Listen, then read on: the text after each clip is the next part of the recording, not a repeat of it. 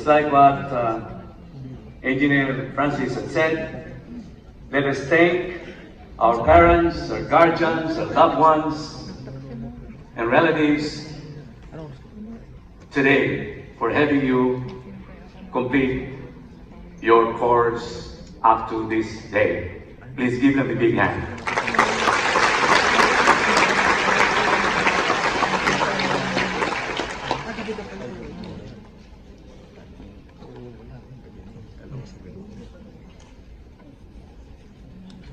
For new electrical engineers, PEE, REEs, and RMEs, what is the most important thing that I learned, which many of you will also do the same? That is, to apply at least to the electrical standards or code of practice that we do all the time. And what are these? The registered electrical professionals, PEs, REs, or RMEs, should be able to comply to standards, have the trust and confidence from their clients, and with those of the industry. The thing that comes out first is your commitment to code, especially to conduct, characterized by our profession, especially when we are registered. What are the things that we need to demonstrate?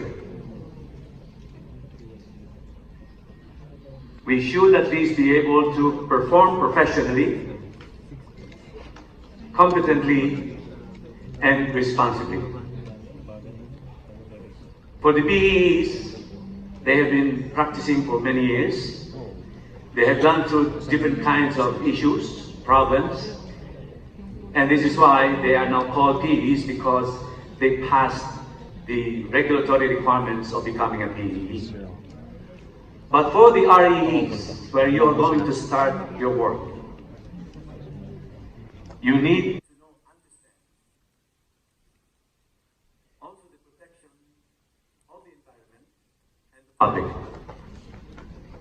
And also not to forget the continuing professional development and of course your professional conduct. When I started my work after graduating and taking the board, what I learned is do the things that I need to learn in order for me to continue doing my work. Now let's find out, where do you find new electrical engineers and master electricians go after the board?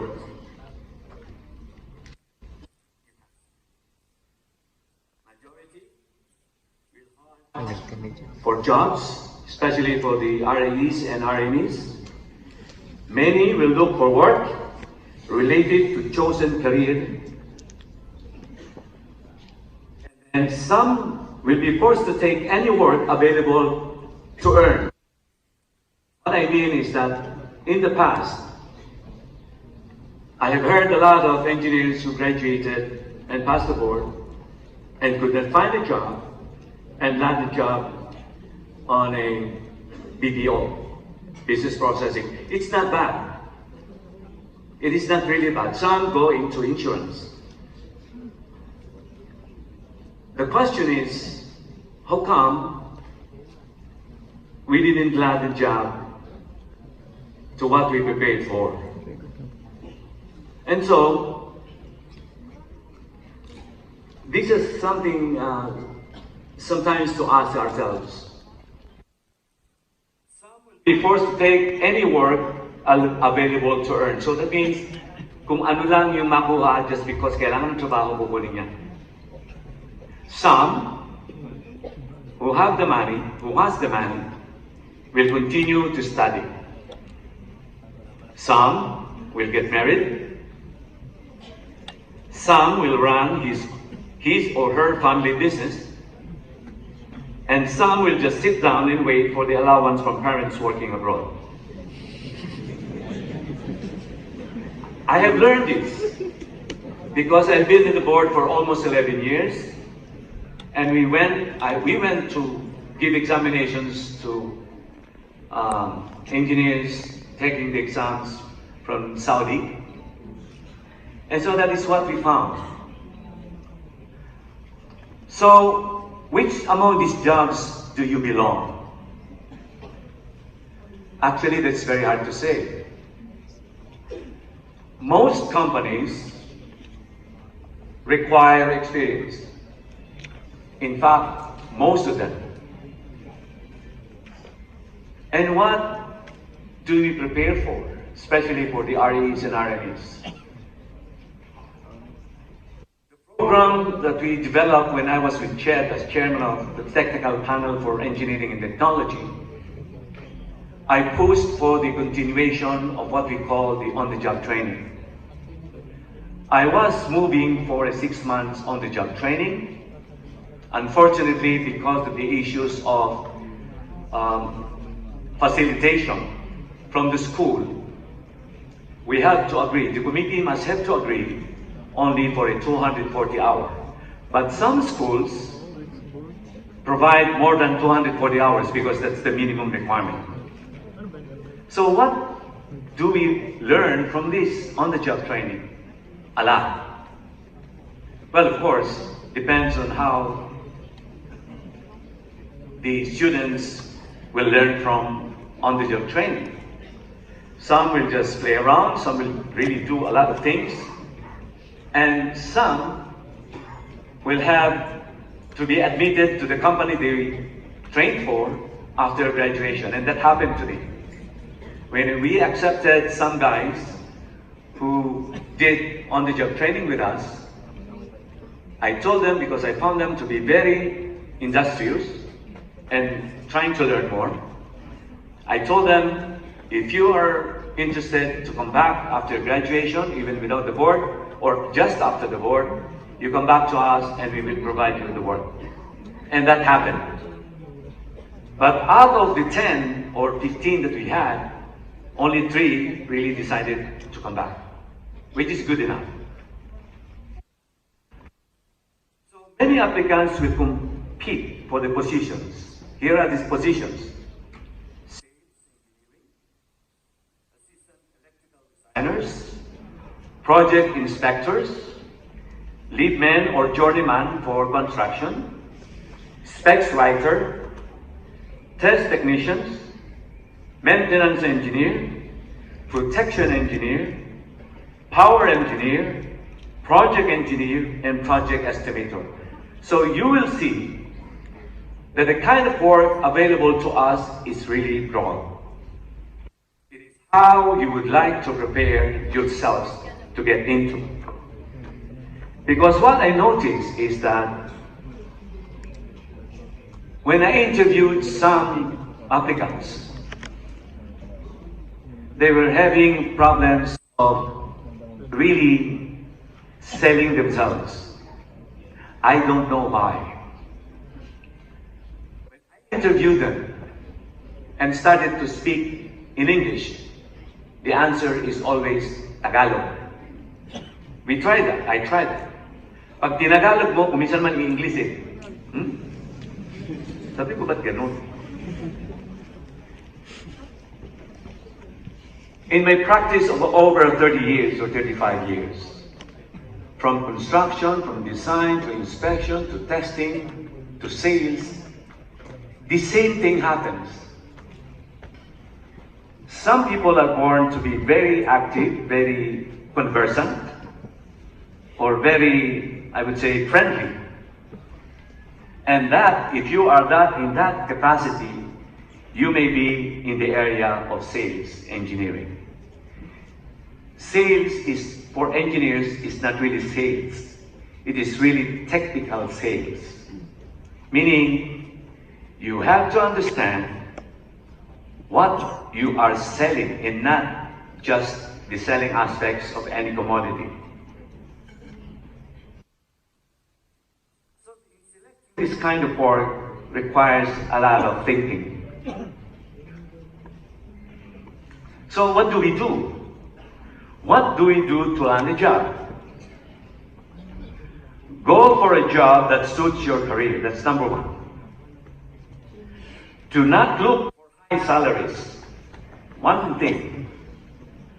I had interviewed a lot of guys who are top-notchers, high-level top-notchers. They would say 95, say he's number 4, number 5. You know what? He told me, sir, I would like to have a management position. What? How can you have a management position and you didn't have any experience yet? Your examination ratings is not a measure of your of being good at sight. That's how I would make it.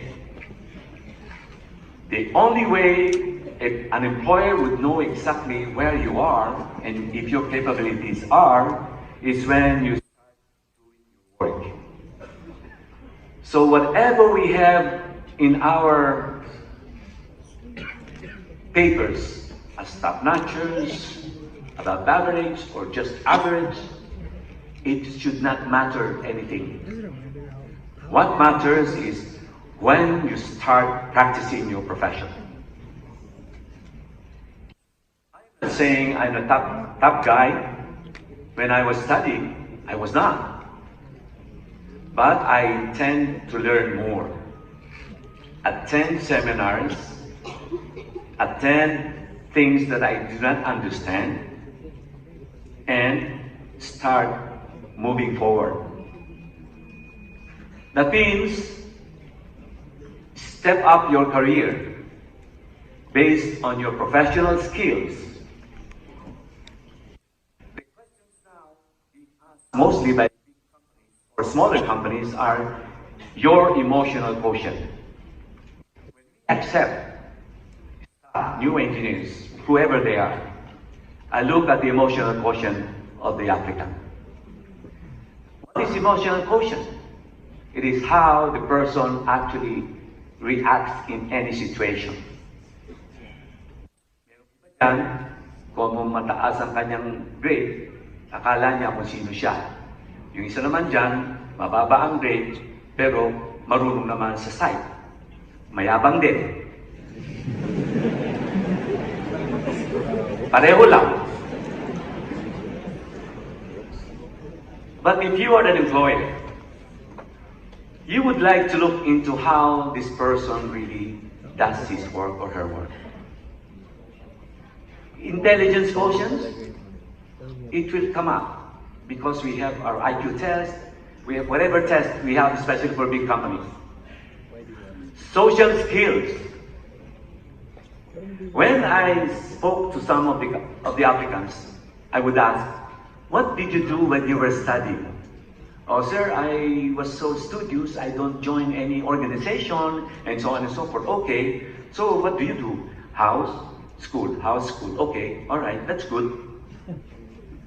Did you ever join, say, IIE organization in school or whatever? No, sir. Okay. Makikita mo, sa personality pa lang, is that ang social skills niya is quite low. Now, I'm not saying that if you're not active in school, you're not sociable. I'm not saying that. What I'm saying is your relationship with others now becomes a part of your work. Remember, when we work, we don't work alone. We work with so many people inside our company. And we will speak, we will talk to people who are suplado, mayabang, masyadong pushy, and so on. So many things.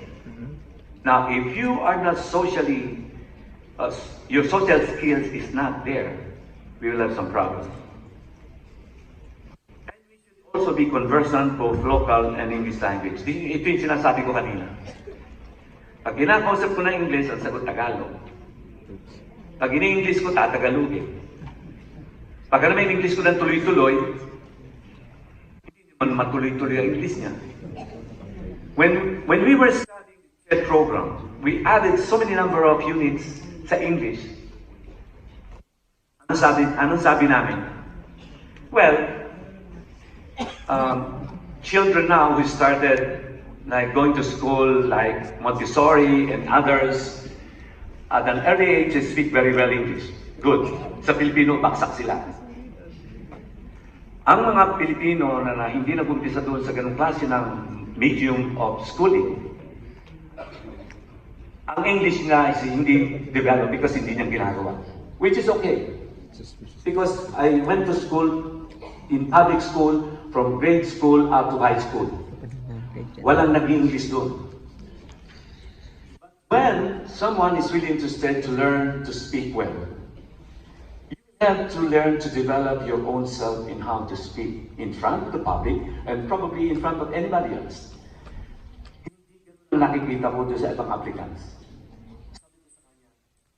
You have the personality, you have a good rating, but sabi ko, how can you talk to these people outside if you started working? So, hindi niya masabi. Now, I am not saying also that if you could speak well, does not mean that you do not know how to write. Of course you know how to write. But reports-wise, ang nakita ko, ang dami rin problema. Why is it happening that way? I don't really know. But those are the things that I saw in my experience in having new applicants for many years. And for the future,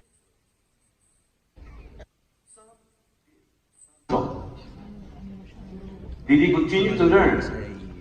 Yes. Seminars while in school or because wala parents, wala muna. Now that you are probably ready to come up with getting into new work, probably the things that you do not know and you want to go, like going into protection or going into testing or going into construction, then you will have to learn a little bit of it so that when you apply for a job, at least there is something that you can discuss with the employer. Because if you do not know anything about what you want to do, mahirap mo i-explain sa kanya na ito ang pwede kong magawa. Because ang first thing na itatanong sa'yo, what can you do? Of course, there is what we call entrance technical examinations. In many cases, if you apply for big companies, you'll get through so many rigors of examinations. More especially EQ, IQ, and the technical questions. I have known of so many top-notchers who didn't pass the examinations of entrance examinations for companies like that. But it doesn't really matter. It doesn't mean that if you fail it, you don't get to this. If you fail it again, you don't get into that. You will get something into that. And one more thing, we have to listen. Here are some of the things that I would like to share with you. Why do applicants fail? Here are some of the traits I found interviewing applicants again. Accepted a job that does not suit your career, looking for high salaries, and then did not prepare well enough on professional skills. So yan ang mga nakita natin problema. And then, no one should not be left behind. Whoever we are, whatever we are, whatever we do, dapat hindi tayo maiwanan. Whatever circumstances we are coming from, there is always a chance for any one of us to succeed. I see that. Wala akong nakitang tao, basta nagtiyaga, may pag-asa. Wala rin akong nakitang taong mahina. Mayroon bang taong bobo? Sabi ko wala. Kasi mga nakikita kong bobo, ang tawag nila bobo kasi, does not care. Marami siyang alam na iba. Marunong, sa sobrang confidence niya, marami siyang nalilimutan, lalo dun sa tinatawag namin practical side of the work. Doon nagkakaroon ng problema. So, the things that we need to do actually is, in my case, when I was young, I secretly put down the things that I want to do for the next 3 or 5 years. Secret, walang nakakaalam doon. Ngayon, sinusubaybayan ko if it's really happening. In many cases, it doesn't happen. Kunyari, 10 nilista ko, isa lang siguro mangyayari. pero hindi ko siya pinababayaan. When I had my business, I still wrote the same way. Until this time that when I'm already a little mature, doon ko lang nakikita one by one yung mga sinulat ko na pwede pala mangyari. So what does it mean? You have to monitor what you have written. And then, if this is the path that we have to go, and we know that it is not the right way, liko ka ng konti. And then tapos, pag nakaliko ka, pwede mo ulit balikan mo para dumiretso ka ulit. Until you hit the target. So in the end, it will take you a little time. But if you pursue, I think it will make good results. So I think that is the last part that I would like to share with you, and good luck to all of you. Thank you very much.